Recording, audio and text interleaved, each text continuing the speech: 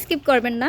নতুন একটা আলমারি নেই, নতুন একটা আলনা, স্কিপ করার কোনো কারণ নেই। কারণ আজকে কিন্তু বেড দেখাইতেছি না যে ডেলি ডেলি বেড দেখায় ইএসির ঘরোয়া ফার্নিচার থেকে, না, আজকে কিন্তু আলনা দেখাইতেছি।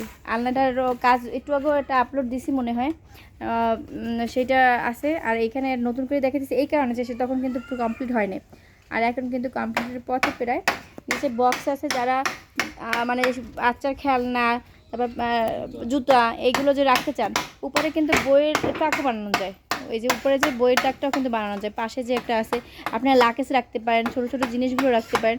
এগুলোর জন্য আসলে দুই একটা তাক থাকলে আলমারি, আজকাল কিন্তু বাসা বাড়িতে জায়গা খুবই স্বল্প, এই স্বল্প জায়গার মধ্যে যতটা গুছিয়ে রাখা যায় আর কি, সেক্ষেত্রে এই ধরনের আলনা আসলে আমার মনে হয় কার্যকর। কারণ আপনি একটার ভিতর দুইটা, মানে এখানে বাক্সের কাজও হয়ে গেল, আপনার ছোটো ছোটো জিনিসগুলো রাখা হয়ে গেল, আবার এই যে এলোমেলো কাপড় চোপড়গুলো সুন্দর করে রাখা হয়ে গেল। তো এই আলনাটার ডিজাইনটা আমি একটু কাছ থেকে দেখাই। যদিও এটা কিন্তু আমি কিন্তু বার্নিশ করি না, কিন্তু আমি আপনাদের সরাসরি বলে দিচ্ছি এটা কিন্তু সারুসার মিলানো, এটা কিন্তু সারুসার মিলানো। কারণ অনেকে আছে এটা বলে না, কিন্তু আমরা বলে বিক্রি করতে চাই এই কারণে এটা বুঝে নিক। কারণ আমরা একদিনে ব্যবসা করতে আসি নাই, ইনশাআল্লাহ ধরে রাখতে যাবো। আর ধরে রাখার জন্য এটা আমরা সত্যটাই নেব সবসময় বেছে। আর এই সাইড দিয়ে একটু দেখাই।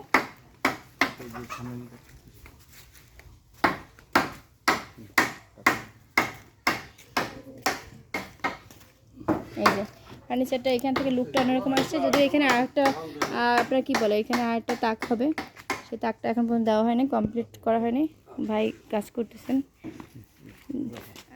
আসসালামু আলাইকুম, ইএসি ঘরোয়া ফার্নিচার থেকে অবশ্যই উজিরপুর আসবেন। উজিরপুর লঞ্চঘাট, এই কথা কিন্তু বলা যাবে না, কারণ এই লঞ্চঘাটটা কিন্তু দূরত্ব দেখেই কিন্তু আমার এই পেজে আসা। সো লঞ্চঘাট বলবেন না, একদম ইসলারি থেকে বলেন, আর টেম্পো স্টেশন থেকে সবসময় বলবেন লঞ্চঘাট। লঞ্চঘাট এসেই আপনারা এই ইএসি ঘরোয়া ফার্নিচারটা পাবেন, এবং পাইকারি এবং খুচরো উভয় মূল্যে। আসসালামু আলাইকুম।